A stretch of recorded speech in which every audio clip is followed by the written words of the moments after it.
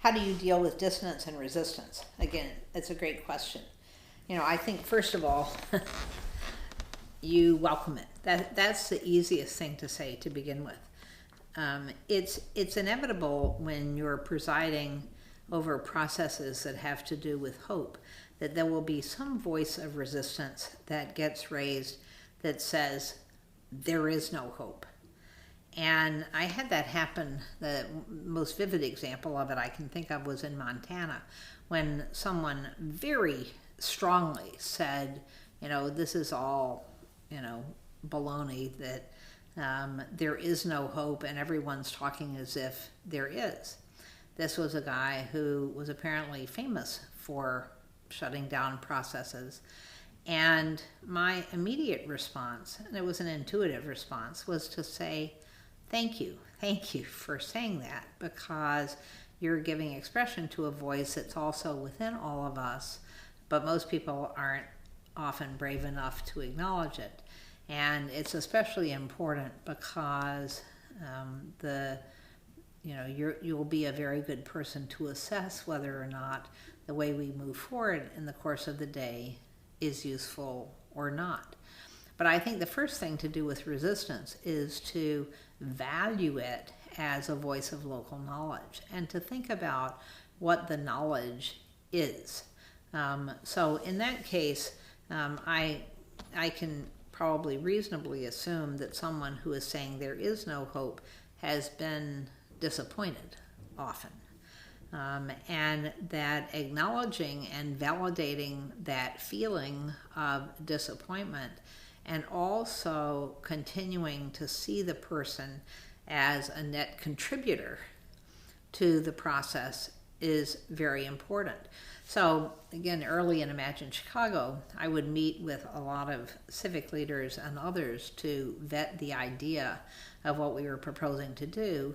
And more often than not, they would say, well, I don't know if this would really work because, it'll never get enough funding. Or I don't know if this will really work because program funders really need more prescribed outcomes, and this process seems very open-ended. In each case, the listening for what the ground of that resistance is and hearing it as a welcome addition to what you need to deal with enables you to become more strategic about how you proceed. So you hear the resistance and you say, okay, in the one case you're saying funding is going to be important. How do I go about finding funders? Who would you know that you think might be supportive of this? And rather than recognizing that as a shutdown mechanism, you're welcoming it as a learning opportunity, which points you in a direction that you need to be strategic in addressing in order to be successful. So I think often in a group, when people are saying but, which is usually the voice of resistance, I encourage people to translate that but, that knowledge that's related to the resistance, in the direction that they want to move. They say, but they'll never listen to us. Then see if you can reframe that into a question that says, how can we encourage them to listen in a way that we have confidence that will be heard?